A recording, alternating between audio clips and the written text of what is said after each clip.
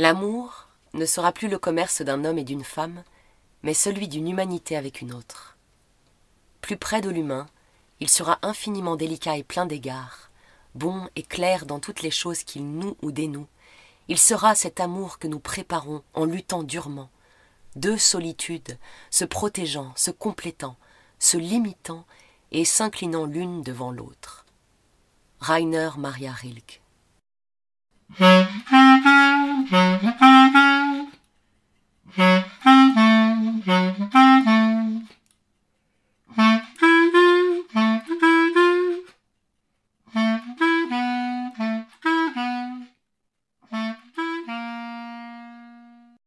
La revue Rue Saint-Ambroise et l'association Rue du Conservatoire vous proposent La Bérarde de Iris Thomas.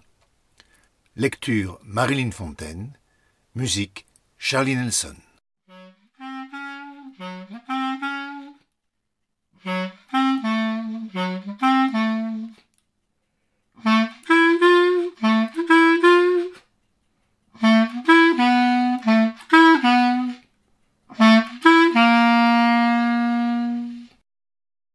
Elle dort.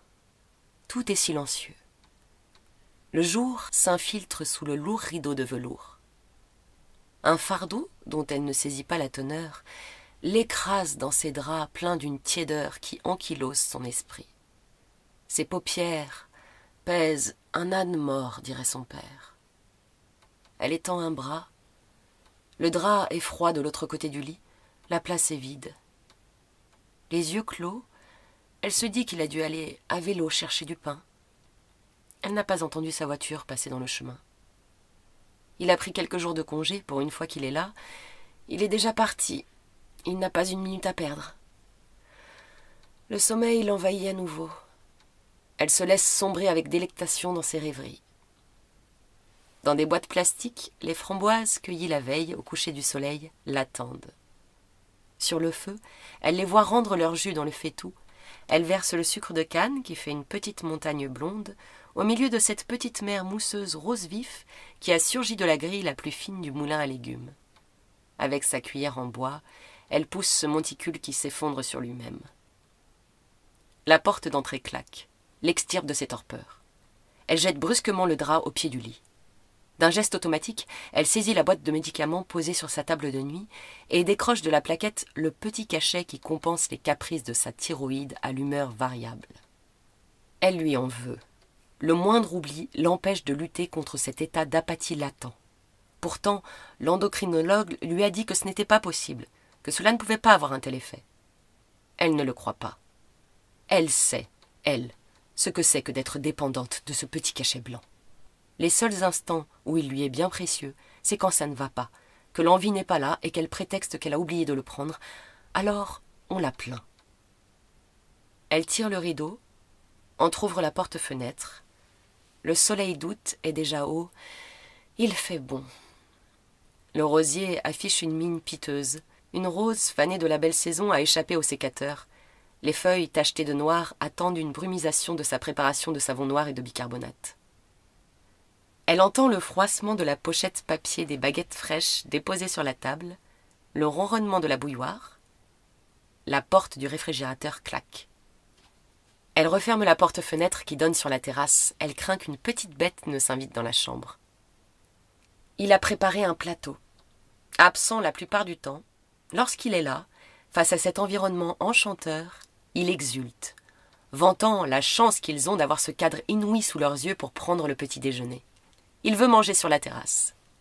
Il lui a promis un week-end en amoureux à la Bérarde.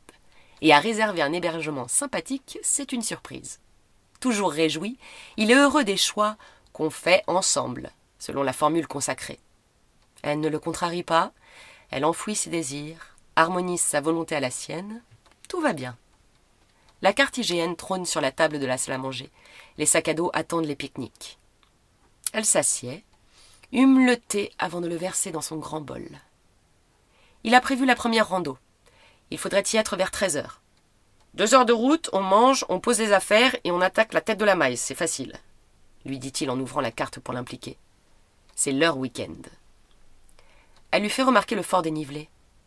Sûrement trop discrètement car il ne l'entend pas. elle prend son temps, savoure le pain frais sous une fine couche de beurre et de confiture. Dans les parterres, les abeilles butinent les quelques fleurs qui ont résisté à la sécheresse estivale. Une guêpe rôde autour de la table, prête à plonger tête la première dans le pot de confiture. Elle la chasse d'un revers de main et le referme. J'aimerais bien remonter cette vallée sous la neige. Regarde, ça monte tranquillement, on longe un cours d'eau et on arrive au pied du glacier. Ça doit être magnifique. Et le rapport montée-distance me paraît pas mal, lui dit-elle en tendant le cou sur la carte qu'il étudie.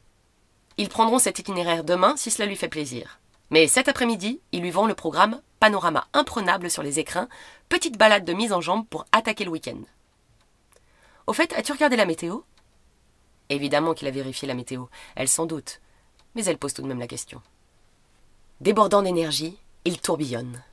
Lasse, elle le suit, esquisse fuyante dans son ombre. Perdue dans cette grande maison, qu'elle lui paraisse interminable ces semaines en solitaire.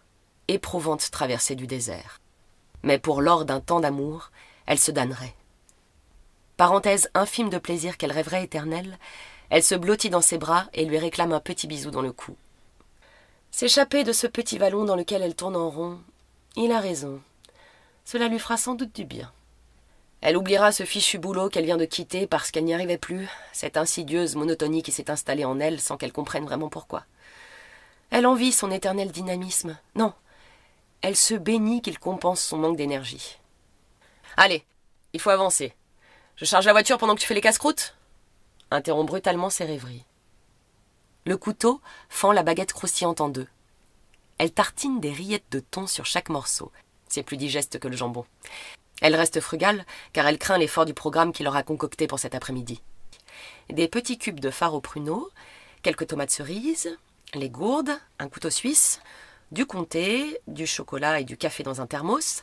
Elle n'a rien oublié. Elle fait 10 fois le tour de la maison. Elle a toujours l'impression de négliger quelque chose. Lui attend déjà dans la voiture, agacé, mais ne dit rien. Elle va vérifier qu'elle a bien débranché le fer à repasser dans son atelier de couture. Elle caresse le velours qu'elle a acheté pour faire une petite robe à Noémie, leur petite fille, puis dévale l'escalier et s'arrête devant le cadre photo où les enfants sont figés dans leur vie d'avant, rayonnant à côté de la porte d'entrée. Elle pense qu'elle ne va pas bien parce que les enfants sont partis. Elle se sentait utile, peut-être aussi indispensable. Les géraniums ont soif. Vite, un verre d'eau, puis 2. C'est bon, j'arrive, se dit-elle. Elle est contente, bien sûr, mais elle appréhende tout de même cette expédition. Elle lui dira dans la voiture qu'elle ne veut pas se retrouver comme l'année passée dans le cirque du Jobiernay, à crapahuter au-dessus d'une barre rocheuse. Ils s'étaient disputés. Elle lui avait reproché de ne pas l'entendre, de lui répéter « Non, t'as pas peur !» Elle aimerait tant s'abandonner, confiante, se dire qu'il a pensé à ce qui lui ferait plaisir quand il prévoit une sortie. Maudite pensée qui la surprenne, lui gâche la vie, mette leur amour à l'épreuve de l'eau amère. Comme toujours, lorsque sa confortable voiture l'emmène, elle a l'impression de partir, itinérante, au bout du monde. L'âme vagabonde, elle se laisse bercer par les lacets. Elle ne lui dit plus qu'elle a toujours rêvé d'une maison de ville entourée de grands murs de pierre sur lesquels pousseraient d'opulents rosiers lianes. Il s'irriterait et dirait qu'elle ne comprend rien au bonheur et n'est jamais contente, qu'elle remet toujours tout en question. Leur vue imprenable sur les grands espaces l'oppresse. L'intimité d'une terrasse derrière quelques arbustes qu'ils n'ont pas la rassurerait. Pourquoi ne la comprend-il pas ? Elle s'isole sous ses écouteurs qui lui susurrent « Ombre de mon amant », les paupières fermées dans un apparent sommeil, jusqu'à ce qu'une question la ramène à lui. « Tu penses qu'on pourra cueillir quelques framboises ?» Elle range ses écouteurs. « Non, on sera trop. » Il traverse Livet et Gavet. Elle se souvient de l'époque où elle découvrait, grisée, l'essor industriel lié aux papeteries de ces villages enclavés qu'il lui racontait, jeune mariée. Aujourd'hui, elle ne voit plus que ce noir dégoulinant des falaises qui l'oppresse. Elle lutte pour faire semblant d'avoir envie. Qu'il est loin ce temps où ces deux amoureux, enthousiastes, galvanisés par l'écoute d'un CD de Dire Straits à 6h du matin, filaient à vive allure vers Serre-Chevalier dans leur vieille Citroën pleine de buée pour une journée de folie sur les skis. Une vraie passoire. Sa fougue s'est échappée par tous les trous. « Je me suis essoufflée », lui traverse l'esprit. Elle le suivait déjà, éprise qu'elle était de son Don Juan si élégant sur les pistes. Elle lui pardonnait toujours ses excès de vitesse et ses dépassements limites en ligne droite qui se terminaient, dans l'élan de la descente, au frein à main dans les virages en épingle blancs de neige givrée. Elle se souvient particulièrement de celui loupé à Gréolière, les enfants dans leur siège auto à l'arrière du véhicule, du tête-à-queue et de l'aile arrière de la voiture plantée dans le bourrelet de neige du bas-côté. Il lui avait ordonné de sortir rapidement pour pousser la voiture et la remettre sur la route avant l'arrivée de la coccinelle fraîchement doublée. Elle en sourit encore dans son fort intérieur. Fidèle équipière, sans broncher, elle s'était exécutée avec succès. Au volant de sa belle voiture, c'est fini, il s'est assagi. Maintenant, il est prudent, il ne voudrait surtout pas la rayer. Heureusement, car la légendaire route étroite et sinueuse longeant le Vénéon, torrent turbulent, est vertigineuse.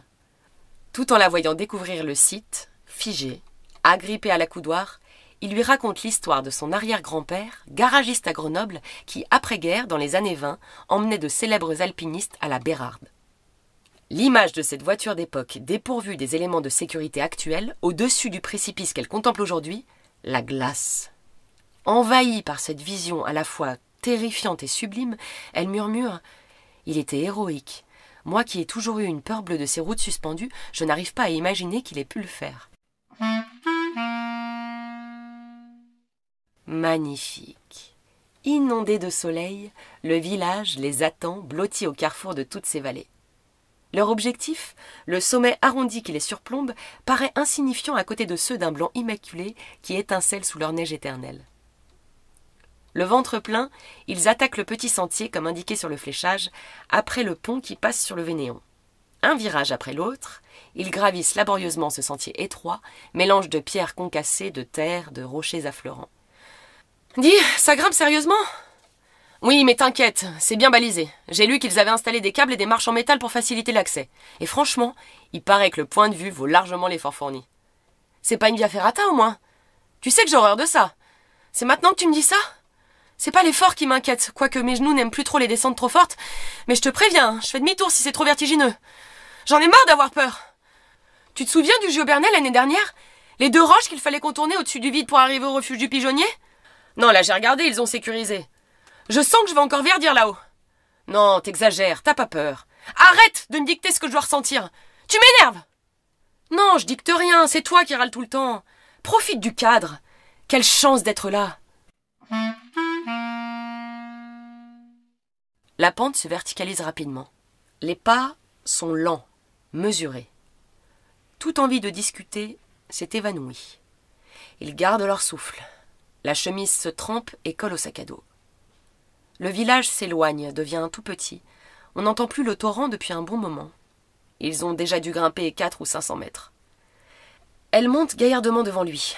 L'amour-propre la tient, elle ne dit rien. Une pause boisson est bienvenue. Le regard vers le ciel, elle soulève le rebord de son chapeau et enlève ses lunettes de soleil pour mieux distinguer l'objectif. Elle ne peut s'empêcher de réprimer une grimace en regardant vers le bas.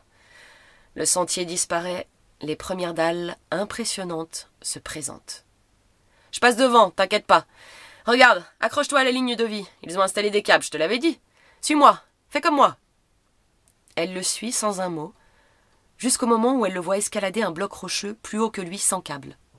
Il s'est agrippé à une irrégularité de la dalle. Elle cherche désespérément la poignée en métal, ne la trouve pas, s'agite, une vision de trou noir l'engloutit. Épouvantée, elle l'implore, hurlant sa détresse. « Non! J'en peux plus! Y a plus de passage! La roche à flanc de falaise! Y a rien en dessous, s'il te plaît, redescends !» Elle essaie pourtant, s'engage, puis, immobile, l'orgueil déchiré, le nez sur la paroi, son corps collé à la roche chauffée par le soleil ardent de l'après-midi, les mains agrippées à une aspérité, sidérée, incapable de regarder le village devenu un tiret en contrebas, elle ne peut pas non plus lever le nez. 10 mètres au-dessus d'elle, libérée, en marche vers un replat, insistant, il l'incite encore. « Allez, monte, qu'est-ce que tu fous, t'y arrives pas? T'as une prise juste au-dessus, une vraie poignée !» Extatique, il jubile, lui lance un « C'est magnifique !» Il lui donne la nausée. Un vertige puissant l'envahit. Elle lâche prise, emportée dans sa chute par le poids de son sac à dos. Les bras et les jambes tendus, sa chute devient celle du pantin au costume blanc, cheveux au vent, de cette toile cauchemardesque qui l'a toujours terrorisée. L'amour est mort, l'amour est vide, croassent les choucas qui accompagnent en planant son plongeon vers le fond de la vallée. Il a cassé son jouet. Il voit sa femme qui le suppliait quelques secondes plus tôt de ne pas franchir ce petit mur perché au-dessus de la vallée, rapetissé dans l'infini d'un trou noir. Le cœur en suspens, cette chute vers le vide infini s'achève dans un sursaut qui la sort de sa mort. Elle frappe brusquement le commutateur. La lumière jaillit. Elle saisit son visage entre ses mains. Elle a besoin de se toucher. Elle vit.